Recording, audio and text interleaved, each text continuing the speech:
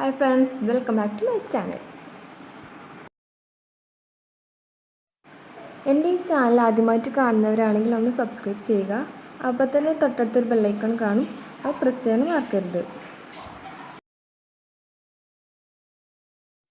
Hi friends, ഇന്ന് എല്ലാവർക്കും അറിയുന്ന ഒരു റെസിപ്പിയുടെ കൂട്ടായിട്ടാണ് വന്നിട്ടുള്ളത്. നമുക്കൊക്കെ അറിയുന്ന ഉന്നക്കായാണ്. അപ്പോൾ ഞാൻ ഇവിടെ കാണിക്കുന്നത് ഈ ഉന്നക്കായ എങ്ങനെ പെട്ടെന്ന് നമുക്ക് തയ്യാറാക്കാമെന്നാണ്. അപ്പോൾ ചിലർക്ക് ഇത് ഉണ്ടാക്കാൻ കുറേ ടൈമൊക്കെ പിടിക്കും. അപ്പോൾ ഞാൻ ഇവിടെ ഉണ്ടാക്കുന്നത് എത്ര വേഗം നമുക്ക് ഇത് തയ്യാറാക്കാം എന്നതാണ്. അപ്പോൾ നമുക്ക് റെസിപ്പിയിലേക്ക് പോവാം. അപ്പോൾ അതിന് വേണ്ടി ഞാനിവിടെ 2 പഴം നന്നായി വേവിച്ചെടുത്തിട്ടുണ്ട്. അതിപ്പം കുക്കറിലല്ല കേട്ടോ, കുക്കറിലാകുമ്പോൾ ഇത് വേവ് ഇതിൻ്റെ ഓവറാകും. നമുക്കിതിന് വേവ് ഓവറാകാൻ പറ്റില്ല. കണ്ടോ, ഇങ്ങനെ ഒരു ഫോർക്ക് എന്തെങ്കിലും കുത്തിയാൽ നന്നായി താഴ്ന്നു പോകുന്ന വിധത്തിലായിരിക്കണം. പിന്നെ വേണ്ടത് ഞാൻ എടുത്തിട്ടുള്ളത് ഒരു അരമുറി തേങ്ങയാണ്, പിന്നെ അണ്ടിപ്പരിപ്പ് ചെറുതാക്കി അരിഞ്ഞതും, പിന്നെ ഉണക്കമുന്തിരി ചെറുതാക്കി അരിഞ്ഞതും, പിന്നെ നെയ്യും, പിന്നെ കുറച്ച് ബ്രെഡിൻ്റെ ക്രംസും, പിന്നെ ആവശ്യത്തിനുള്ള ഷുഗറുമാണ്. നമുക്ക് ഈ പഴം നന്നായിട്ടൊന്ന് ഉടച്ചെടുക്കണം കേട്ടോ. അപ്പോൾ ഞാൻ അവിടെ ഒരു ഫോർക്ക് ഉപയോഗിച്ചാണ് ഉടക്കണത്. അപ്പോൾ നമുക്ക് എന്ത് ഉപയോഗിച്ച് ഉടക്കാം. അപ്പോൾ നന്നായിട്ട് ഉടഞ്ഞ് കിട്ടണം എന്നുള്ളൂ ഈ ഒരു പഴം. നമുക്കത് നന്നായിട്ട് ഉടച്ചെടുക്കാം.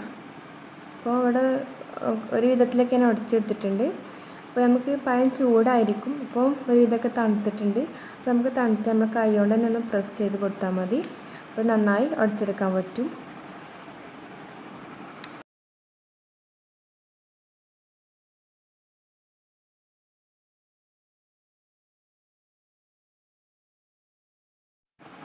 നമുക്കിതിലേക്കുള്ള ഫില്ലിങ് തയ്യാറാക്കാം.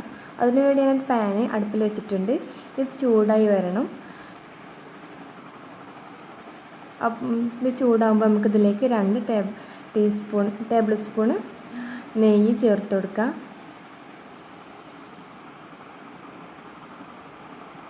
ഈ നെയ്യ് നന്നായി ചൂടായി വരുമ്പോൾ നമ്മൾ എടുത്തു വെച്ചിട്ടുള്ള തേങ്ങ, അതായത് നാളികേരം, ഇതിലേക്ക് ചേർത്ത് കൊടുക്കാം കേട്ടോ.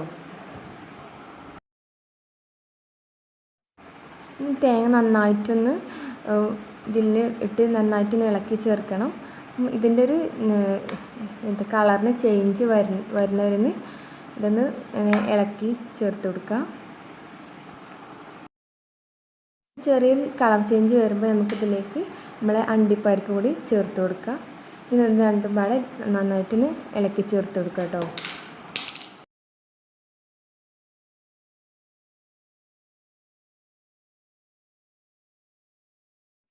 ഇപ്പോൾ ഇത് ഏകദേശം ഒന്ന് കളറ് മാറി വന്നിട്ടുണ്ട്. നമുക്കിതിലേക്ക് നമ്മളെ ഉണക്കമുന്തിരിയും ഏലക്കാൻ്റെ പൊടിയും കൂടി ചേർത്ത് കൊടുക്കുക കേട്ടോ. ഇത് നന്നായിട്ടൊന്ന് ഇളക്കിയെടുക്കുക.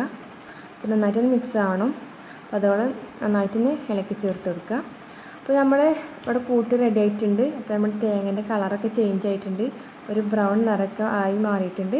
നമുക്കിത് ഫ്ലെയിം ഓഫ് ചെയ്യാം.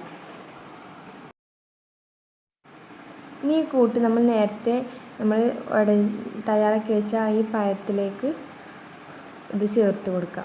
ഞാൻ ഡയറക്റ്റായി ഒന്നായിട്ട് ചേർത്ത് കൊടുക്കുകയാണ്. സാധാരണ ഇങ്ങനെയല്ല ചെയ്യാറ്. നമ്മൾ ഈ പഴത്തിൻ്റെ കൂട്ടെടുത്തൊന്ന് റൗണ്ടാക്കി അത് പരത്തിയെടുത്തിട്ട് അതിൻ്റെ ഉള്ളിൽ ഫില്ല് ചെയ്യാനാണ് സാധാരണ. പക്ഷേ ഞാനിത് എളുപ്പത്തിൽ നമുക്ക് തയ്യാറാക്കാൻ പറ്റുന്നൊരു കൂട്ടാണ് പറയണത്. അപ്പം ഡയറക്റ്റായി ഇതിൽ ചേർത്ത് കൊടുക്കുകയാണ് ഈ കൂട്ട്.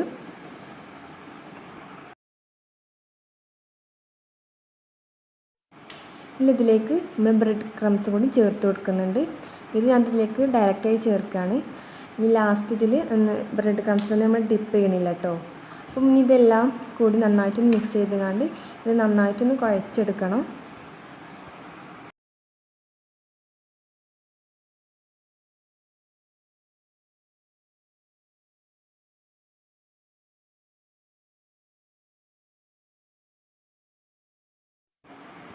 ഇപ്പോൾ ഈ ഒരു പരുവത്തിൽ നമുക്ക് പത്തിരിൻ്റെയൊക്കെ ഒരു മാവ് നമ്മൾ കുഴച്ചെടുക്കുമല്ലോ, ആ രൂപത്തിൽ കുഴച്ചെടുക്കുക. കാരണം നമ്മൾ ഈ മസാലയൊക്കെ എല്ലായിടത്തുനിന്ന് എത്താൻ വേണ്ടിയാണ്.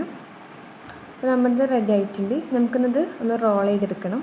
അപ്പോൾ അതിന് വേണ്ടി ഞാൻ കുറച്ച് ഓയിൽ കയ്യിൽ പുരട്ടുന്നുണ്ട്. ഇത് ഒട്ടിപ്പിടിക്കാതിരിക്കാൻ വേണ്ടിയാണ്. ഞാനത് ഒന്ന് ഇതിൽ നിന്ന് ഓരോരോ ചെറിയ കാഷ്നട്ട് പീസ് എടുത്തിട്ട് നന്നായിട്ടൊന്ന് നമ്മൾ ഉരുളല്ലേ അഥവാ റൗണ്ടാക്കിയിട്ട് ഇതൊന്ന് റോൾ ചെയ്തെടുക്കുകയാണ്.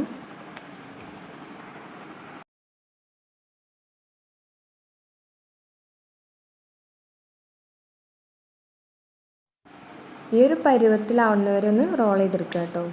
കാരണം ഇത് പൊട്ടിപ്പോവാതെ നോക്കണം. അപ്പോൾ അതിനനുസരിച്ചുള്ള റോളിങ് ചെയ്തെടുക്കണം. ഇനി അതുപോലെ നമുക്കെല്ലാം ഒന്ന് ചെയ്തെടുക്കാം.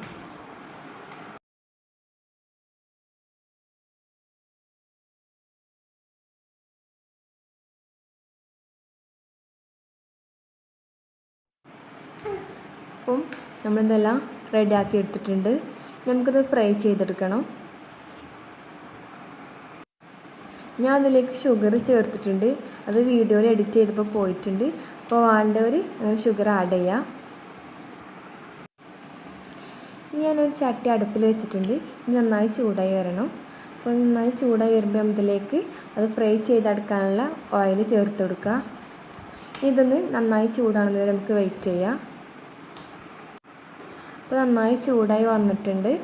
നമുക്കിതിലേക്ക് നമ്മൾ തയ്യാറാക്കി വെച്ച ഓരോ ഉന്നക്കായും ചേർത്ത് ഫ്രൈ ചെയ്തെടുക്കണം.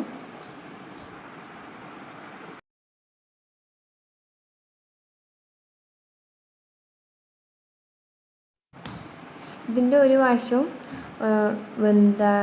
ഒന്ന് ഫ്രൈ ആയാൽ നമുക്കിതൊന്ന് മറിച്ചിട്ട് കൊടുക്കാം. അപ്പോൾ ഈ ഒരു ബ്രൗൺ നിറത്തിലാവുന്നവരെ നമുക്കൊന്ന് ഫ്രൈ ചെയ്തെടുക്കാം.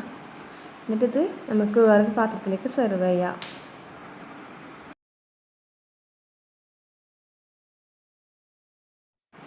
ഇനി അതുപോലെ നമുക്ക് എല്ലാം ഒന്ന് ഫ്രൈ ചെയ്തെടുക്കാം.